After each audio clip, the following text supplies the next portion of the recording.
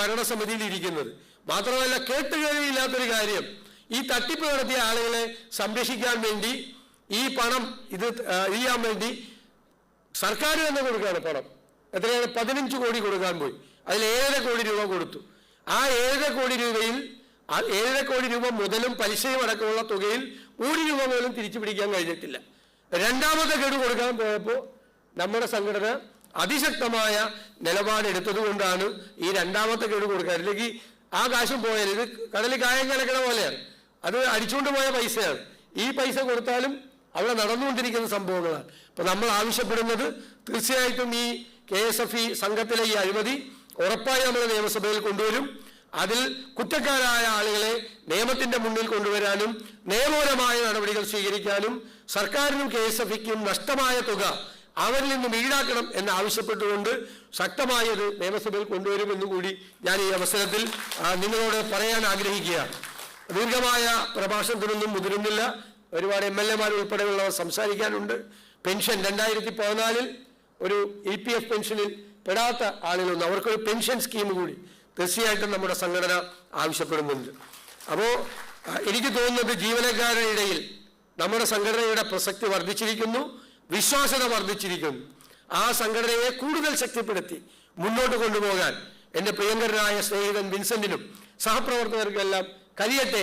നിങ്ങളെല്ലാവരും ഒരു ടീമായി നിന്നുകൊണ്ട് ഇത് KFC-യിലെ കാര്യമൊക്കെ പറയാൻ പോയാൽ ഒരുപാട് കാര്യമുണ്ട്. കാരണം KFC-യിൽ ഫെഡറൽ ബാങ്കിൽ 9% പലിശ കിട്ടിയിരുന്ന തുക കൊണ്ടുപോയിട്ടാണ് അനിൽ അംബാനിയുടെ പൊളിയുന്ന കമ്പനി കൊണ്ടുപോയിട്ട്. കേട്ടിട്ടുണ്ട് എവിടെയെങ്കിലും? KFC-യിൽ ചെയ്താണ്. 60 കോടി രൂപ ആണ് തുക. മര്യാദയ്ക്ക് ഫെഡറൽ ബാങ്കിൽ കിടക്കുകയാണ്. ഒരു ഫിക്സഡ് ഡെപ്പോസിറ്റ് വേണമെന്നുണ്ട്. 9% പലിശയാണ്. മറ്റത് വേണ്ട 9.72% പലിശ കിട്ടും. 0.72% പലിശയ്ക്ക് കൂടുതലിന് വേണ്ടിയിട്ട് അനിൽ അംബാനിയുടെ പൊളിയുന്ന കമ്പനിയിൽ കൊണ്ടുപോയിട്ടു. ആ കമ്പനിയിൽ ഇടുന്ന സമയത്ത് അനിൽ അംബാനിയുടെ കമ്പനിക്കെതിരായിട്ട് ഇന്ത്യയിലെ വിവിധ ദേശസാൽകൃത ബാങ്കുകൾ കേസ് കൊടുത്തിരിക്കുകയാണ്. എത്ര രൂപയ്ക്കാണെന്നറിയാം? കുറച്ച് പൈസ, ഒരു 50,000 കോടി രൂപ കൊടുക്കാനുണ്ടെന്ന് പറഞ്ഞിട്ട് കേസ് കൊടുത്തിരിക്കുന്ന സമയത്ത് ഇന്ത്യയിലെ വിവിധ ദേശസാൽകൃത ബാങ്കുകൾ അനിൽ അംബാനിയുടെ കമ്പനിക്കെതിരായിട്ട് ബാങ്കിൽ നിന്ന് കടമെടുത്ത് 50,000 കോടി രൂപ കൊടുക്കാനുണ്ട് എന്ന് ബാങ്കുകൾ കേസ് കൊടുത്തിരിക്കുന്ന സമയത്ത് കേരള ഗവൺമെന്റിന്റെ കീഴിലുള്ള KFC കൊണ്ടുപോയി ഫെഡറൽ ബാങ്കിൽ കിടന്നിരുന്ന പൈസ എടുത്ത് 60 കോടി രൂപ കൊണ്ടിട്ടു. ഇപ്പൊ ആ പൈസ കിടക്കുകയാണെങ്കിൽ 110 കോടി രൂപ കിട്ടണം. എത്ര കിട്ടിയെന്നറിയാമോ? ആകെ കമ്പനി ലിക്വിഡേറ്റ് ചെയ്ത് പോയി. കാരണം പൂട്ടാനുള്ള കമ്പനിയാണ്. ഈ കാശ് അടിച്ചു മാറ്റി 7 കോടി രൂപയാണ് ആകെ കിട്ടിയിരിക്കുന്നത്. 103 കോടി രൂപയാണ് സ്റ്റേറ്റിന് നഷ്ടം വരുത്തിയിരിക്കുന്നത്. ഒരു നടപടി ആർക്കെതിരെ എടുത്തിട്ടില്ല. എന്ത് കാരണത്തിന്റെ പുറത്താണ് അനിൽ അംബാനിയുടെ പൊളിയുന്ന കമ്പനിയിൽ കൊണ്ടുപോയി ഈ പണം ഇട്ടത് എന്ന് ചോദിച്ചാൽ ധനകാര്യമന്ത്രി, അന്നത്തെ ധനകാര്യമന്ത്രിക്കും ഉത്തരവില്ല. അന്നത്തെ ധനകാര്യമന്ത്രിയുടെ കുറച്ച് വർത്തമാനമൊക്കെ പറഞ്ഞു. റേറ്റിംഗ് ഏജൻസിയുടെ റേറ്റിംഗ് അനുസരിച്ച് ഈ കമ്പനിക്ക് ഭയങ്കര റേറ്റിംഗ് ആണെന്ന് പറഞ്ഞു. അപ്പൊ ഞാൻ വിചാരിച്ചത് പഴയ ധനകാര്യമന്ത്രിയല്ലേ, ഐസകല്ലേ, ശരിയായിരിക്കും പറഞ്ഞത്. ഞാൻ പിന്നെ റേറ്റിംഗ് ഏജൻസിയുടെ റേറ്റിംഗ് തപ്പിപ്പോയി. അപ്പൊ അവരതിൻ്റെ അത് കാര്യമായിട്ട് പറയുന്നുണ്ട്, ഇതിനൊന്നും കൊണ്ട് പൈസ ഇട്ട് കളയരുത്. ആ കമ്പനിയിൽ കൊണ്ടുപോയിട്ടാണ് പൈസ ഇട്ടത്. 103 കോടി രൂപ നമ്മുടെ നമ്മളെല്ലാം കൊടുക്കുന്ന നികുതി പണമല്ലേ, സ്റ്റേറ്റ് എക്സ്ചക്കറിൽ നിന്നാണ് 103 കോടി രൂപ പോയിരിക്കുന്നത്. നമുക്ക് കിട്ടുന്നത് ഈ കൊള്ളയാണ് നടക്കുന്നത്. ഇവരുടെ ജീവനക്കാരും അവരോട് മുട്ടിനിൽക്കുന്ന ആളുകളെയും വെച്ചുകൊണ്ട് KSFE പോലുള്ള ഒരു പ്രധാനപ്പെട്ട ധനകാര്യ സ്ഥാപനമല്ല KFC. നിങ്ങൾ 16.25 കോടി രൂപ വരുമ്പോൾ നഷ്ടപ്പെട്ടെന്ന് പറയുമ്പോൾ അപ്പുറത്ത് 16.25 കോടിയും പിന്നെ ഇപ്പൊ കൊടുത്തിരിക്കുന്ന 7.5 കോടി രൂപയുടെ പലിശയും, അപ്പൊ നല്ല തുകയായി, മോശമൊന്നുമല്ല. അപ്പുറത്ത് 103 കോടി രൂപ പോയിരിക്കുന്നത്. കൊള്ളയാണ് ഈ സർക്കാരിന്റെ കീഴിൽ നടക്കുന്നത്. മാത്രമല്ല, ഈ സർക്കാരിന്റെ ഏറ്റവും വലിയ നേട്ടം എന്ന് പറയുന്നത് ഖജനാവ് കാലിയാക്കി എന്നുള്ളതാണ്. ഖജനാവിൽ ഞങ്ങൾ നിയമസഭയിൽ പറഞ്ഞു, ഖജനാവിൽ പൂച്ച പെറ്റി കിടക്കുകയാണ്. അപ്പൊ ധനകാര്യമന്ത്രിക്ക് ഭയങ്കര വിഷമം. അങ്ങനെ പറയാമോ, പൂച്ച പെറ്റി കിടക്കണം?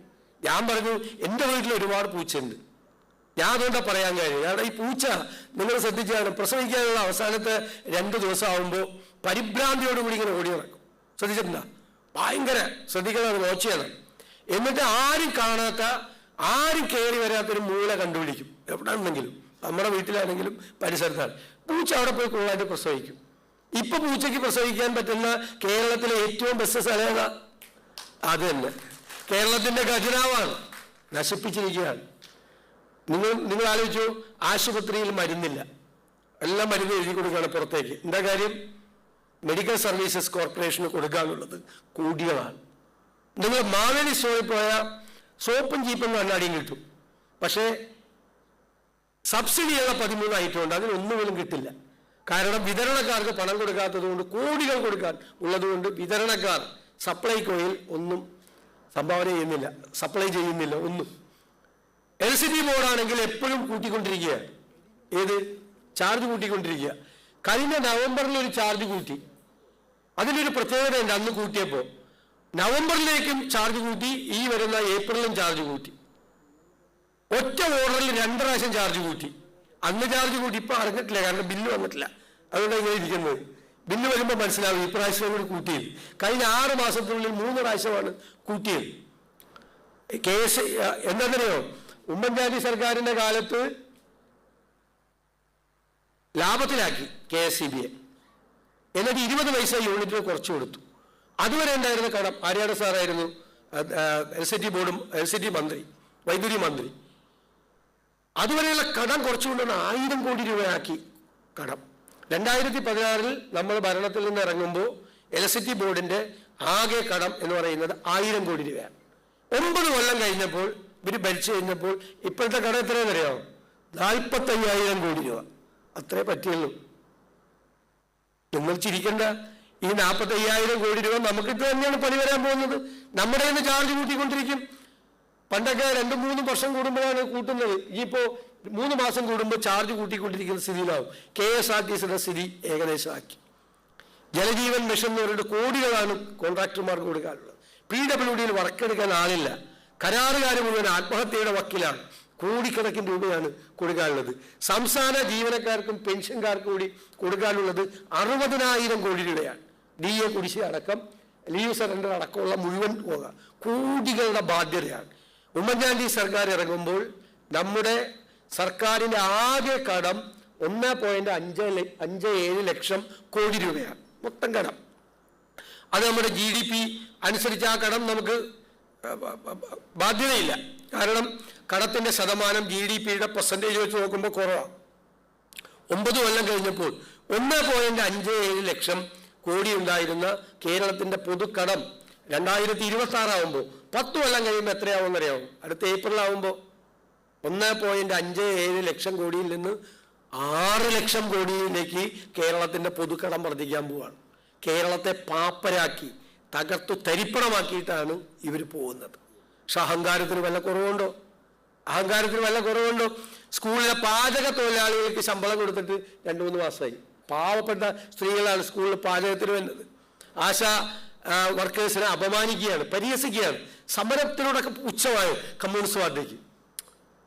മുതലാളിത്തം ആയല്ലോ, മുതലാളി വർഗ പാർട്ടിയായി, തീവ്ര വലതുപക്ഷ പാർട്ടിയായി.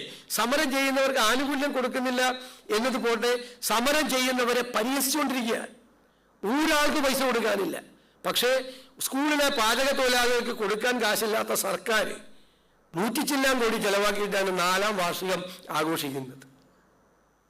പുള്ളിയുടെ മുഖ്യമന്ത്രിയുടെ മുഖം വെച്ച ഫോട്ടോ വെച്ച ഹോർഡിംഗ് വയ്ക്കാൻ വേണ്ടി മാത്രം 15 കോടി രൂപ കൊടുത്തിരിക്കുകയാണ്. വേൾഡ് ബാങ്കിൽ നിന്ന് ഇവിടെ നടപ്പാക്കാനുള്ള സ്കീം കൊടുത്തതിൻ്റെ 144 കോടി രൂപ വകമാറ്റി ചെലവ് ചെയ്തിരിക്കുകയാണ്. ക്ഷേമനിധികൾ മുഴുവൻ തകർന്നു.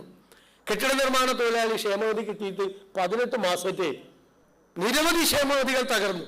കേരളത്തെ തകർത്ത് തരിപ്പണമാക്കിയിട്ടാണ് ഈ ഹോർഡിങ്സും വെച്ച് അതിൽ ഭയങ്കര തൊലിക്കെട്ടിയും വേണം. ഇത്രയും കാശില്ലാത്ത സമയത്ത് ഇത്രയും പണം മുടക്കി ഈ ആഘോഷം നടത്തുകയാണ്. അതുകൊണ്ട് ഇത് തെരഞ്ഞെടുപ്പ് വർഷം കൂടിയാണ്. ഈ ദുർഭരണത്തെ, ഈ അഴിമതി ഭരണത്തെ അവസാനിപ്പിച്ച് ഐക്യ ജനാധിപത്യ മുന്നണിയുടെ ഉജ്ജ്വലമായ തിരിച്ചുവരവിന് വേണ്ടി ഇന്ത്യൻ നാഷണൽ കോൺഗ്രസിന്റെ നേതൃത്വത്തിൽ നമ്മൾ പോരാട്ടം നടത്തുമ്പോൾ നിങ്ങളുടെ എല്ലാവരുടെയും കൂടി പിന്തുണ അതിനുണ്ടാകണം എന്നുകൂടി വിനയപൂർവ്വം അഭ്യർത്ഥിച്ചുകൊണ്ട് ഒരിക്കൽ കൂടി എല്ലാ അഭിവാദ്യങ്ങളും അർപ്പിച്ചുകൊണ്ട് ഫിനാൻഷ്യൽ എന്റർപ്രൈസസ് എംപ്ലോയീസ് അസോസിയേഷന്റെ സംസ്ഥാന സമ്മേളനം നിങ്ങളുടെ എല്ലാവരുടെയും അനുവാദത്തോടെ ഉദ്ഘാടനം ചെയ്തതായി അറിയിക്കും.